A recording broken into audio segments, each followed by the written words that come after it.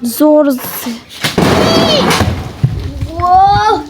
আমি আজকে আপনাদের সাথে শেয়ার করব কাঁঠালের একটা দুর্দান্ত রেসিপি। মানে কাঁঠাল তো অনেকের অনেকভাবেই খাওয়া হয়েছে, কিন্তু এভাবে কি কখনো কাঁঠাল রান্না খাওয়া হয়েছে? আমাদের বাড়িতে এই রান্নাটা কাঁঠালের খুব চলে, কাঁঠালের সিজন আসলে। তো চলুন শুরু করা যাক। প্রথমে এখানে বড় সাইজের একটি কাঁঠাল নিয়ে নেওয়া হয়েছে ইঁচড় খাওয়ার জন্য। মেইনলি কাঁঠালের ইঁচড় রান্না শেয়ার করব আমি। আর এই ইঁচড় খাওয়ার জন্য কিন্তু এই যে পাকার আগ মুহূর্তে যে কাঁঠালটা, সেটা কিন্তু সব থেকে পারফেক্ট হয়। হালকা মিষ্টি মিষ্টি থাকবে এবং কোয়াগুলো শক্ত থাকবে। এটা এভাবে কিন্তু আসল স্বাদটা পাওয়া যায় ইঁচড় রান্নার। তো আমার আম্মুর হাতের একটা রেসিপি আপনাদের সাথে শেয়ার করব, যেটা আমি অন্য কোথাও খাইনি। প্রথমে এখানে বড় সাইজের একটা কাঁঠাল নিয়ে খুব সুন্দর মতো এটাকে কেটে নেওয়া হচ্ছে, এবং কেটে নেওয়ার পর দেখা যায় কাঁঠালের এক অংশ নষ্ট হয়ে গিয়েছে। তো আর কি করার, যেটুকু ভালো আছে সেটুকু নিচ্ছি, এবং বাকিটা আমাদের গাছ থেকে আবারও একটা পেড়ে নিতে হবে। তো প্রথমে এখানে আমার আম্মু খুব সুন্দর মতো এটাকে কেটে নিল। তারপর এখান থেকে এই যে এভাবে কাটা হয়েছে, এবং এখানে যে সাদা সাদা অংশগুলো থাকে কাঁঠালের সাথে, তো সেটাই আর কি আমরা ছাড়িয়ে নিচ্ছিলাম। তারপর এখানে চলে আসি কাঁঠাল কাটতে গাছ থেকে। তো একটা কাঁঠাল কাটতে গিয়ে 3টা পড়ে যায় একসাথে, মানে খুব দুঃখজনক একটা বিষয়। তো যাই হোক, সবকটাই কাজে লেগে যাবে। কোনো কাঁঠাল দিয়েই কিন্তু ইঁচড় খাওয়া যায় না। ইঁচড় খাওয়ার জন্য একটু আলাদা ধরনের কাঁঠাল আছে, যেগুলো দিয়ে খুব সুন্দর একটা স্বাদ পাওয়া যায়। এই রান্নাটা আমি যখন বাসায় যাই তখন আমার আম্মু আর কি এই রেসিপিটা বিশেষ করে আমার জন্য করে, আর এটা করে আমরা আমাদের বাড়ির সবাই মিলে একসাথে বসে খাই। এই তো অনেকখানি কাঁঠাল কাটা শেষ হয়ে গিয়েছে। কাঁঠালের উপরের এই যে সাদা সাদা অংশগুলো, এই অংশগুলোকে ফেলে দিতে হয়।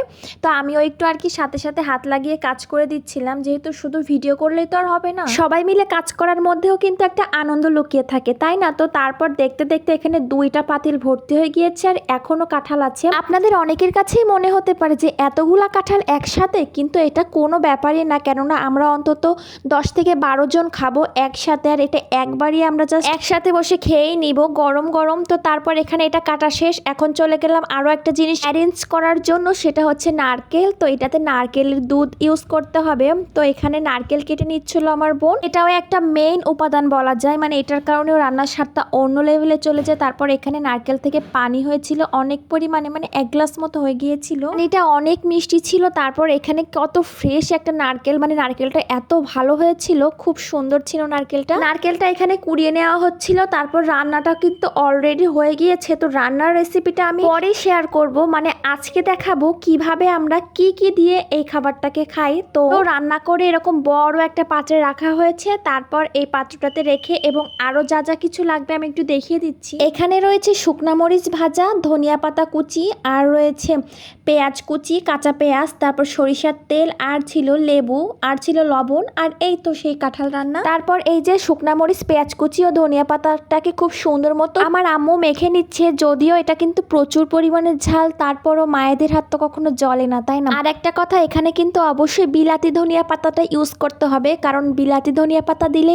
এই খাবারের স্বাদটা অন্য লেভেলে চলে যায়। তারপর সবশেষে এখানে সরিষার তেল অ্যাড করে দিল আমার আম্মু। তারপর ভর্তাটাকে নিয়ে সেই কাঁঠাল রান্নার উপরে খুব সুন্দর মতো দিয়ে দিচ্ছে, এবং আমি বলেছিলাম ভর্তা মাখানো প্লেটটা আমার জন্য রাখতে, আমি ওইটাতে খাবার নিব। তারপর এই ভর্তাটাকে কাঁঠালের সাথে খুব সুন্দর মতো মিশিয়ে নিতে হবে। কাঁঠালের ঘনত্বটা একটু দেখছেন, জাস্ট আমার আম্মু এটাকে এত পারফেক্ট ভাবে রান্না করতে পারে, কি বলবো। মানে আম্মুর থেকে রেসিপিটা আমি শিখে রেখেছি, কেননা আমার লাইফে আমি কখনো কোথাও এভাবে খাই নাই, শুধু আমার মায়ের হাতে ছাড়া, মানে কোথাও আমি দেখিও নাই। তো খুব সুন্দর মতো মাখানো শেষ। এখন ঝাল ভর্তা সে প্লেটটাতে আমি আমার জন্য নিয়ে নিয়েছি, এবং লাস্টলি একটা জিনিস এখনো অ্যাড করা হয় না, সেটা হচ্ছে লেবুর রস। অবশ্যই দেশি লেবুর রসটা ইউজ করতে হবে, এটাই হচ্ছে সিক্রেট মনে করুন। লেবুর রস দিয়ে এই রান্নাটা, এই রেসিপিটা এভাবে খেলে এই স্বাদ আপনি কখনো ভুলতেই পারবেন না। সামান্য কাঁঠাল রান্না, তাও আবার এত মজা। মানে তো এই পর্যন্ত আজকের ভিডিওটা কেমন লাগলো, এবং আপনারা কারা কারা এভাবে খেয়েছেন কাঁঠাল রান্না, অবশ্যই কমেন্ট বক্সে জানাবেন। আর ভিডিওটি ভালো লাগলে একটা লাইক, কমেন্টস এন্ড শেয়ার করে দিবেন। আল্লাহ হাফেজ এভরিওয়ান।